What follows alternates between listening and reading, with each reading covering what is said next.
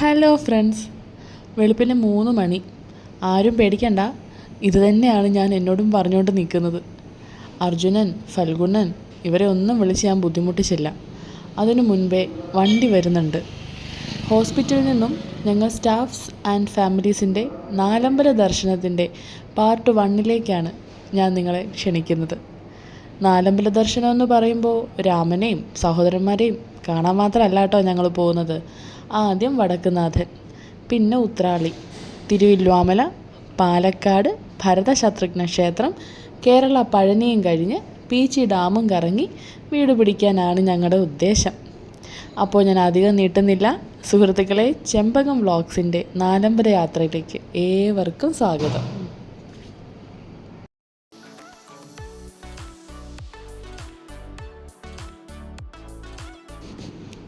ഇതെൻ്റെ ബിന്ദു ചേച്ചി, ഞങ്ങളുടെ എല്ലാവരുടെയും ഓൾ ഇൻ ഓളാണ്. ഞങ്ങളുടെ ഡിപ്പാർട്ട്മെൻറ്റ് സൂപ്പർവൈസറാണ് കേട്ടോ. എൻ്റെ ചേച്ചിയും മെൻറ്ററും അമ്മയുടെ സ്ഥാനവും ഒക്കെ ഞാൻ ചേച്ചിക്ക് കൊടുത്തിട്ടുണ്ട്. എൻ്റെ ടീനേജ് കാലഘട്ടം തുടങ്ങി ചേച്ചി എന്നെ ചേർത്ത് പിടിക്കുന്നു. ചേച്ചി കാരണമാണ് ഞാനിപ്പോൾ ഈ യാത്രയ്ക്ക് ഇവർക്കൊപ്പം ഉള്ളത്. ബൈ ദ ബൈ, സംസാരിച്ച് നമ്മളിതാ തൃശ്ശൂർ വടക്കുന്നാഥൻ്റെ മണ്ണിലെത്തിയിരിക്കുന്നു. ഒരുപാട് വർഷങ്ങൾക്ക് ശേഷം ഇതിപ്പോൾ 2ാം തവണയാണ് ഞാനിവിടെ എത്തുന്നത്.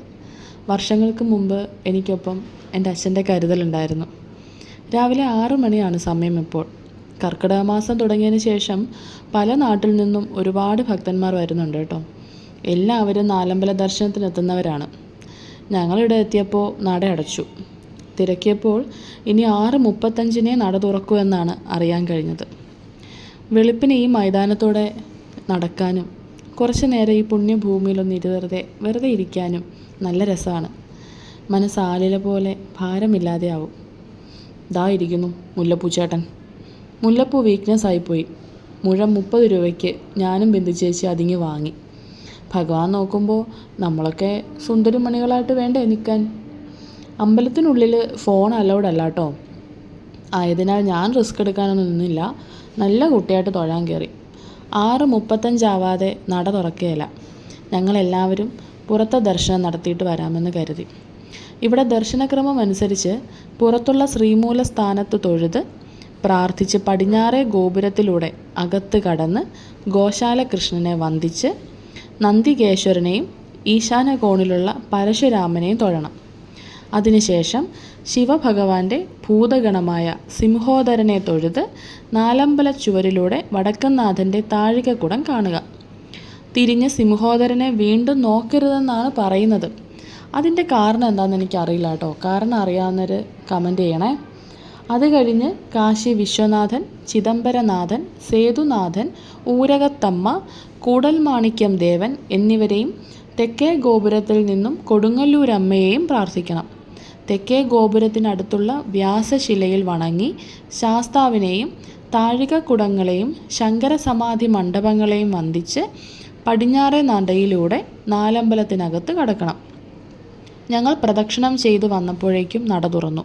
വടക്കുന്നാഥൻ്റെ ചൈതന്യം നിറയുന്ന നടയിൽ നിന്നും നന്ദികേശനെ വണങ്ങി. ഭഗവാനെ കാണാൻ അനുവാദം ചോദിക്കുക എന്നാണ് ഇതിൻ്റെ പിന്നിലെ ഐതിഹ്യം. പിന്നെ ഭഗവാനെ കണ്ണിറയെ തൊഴാൻ സാധിച്ചു.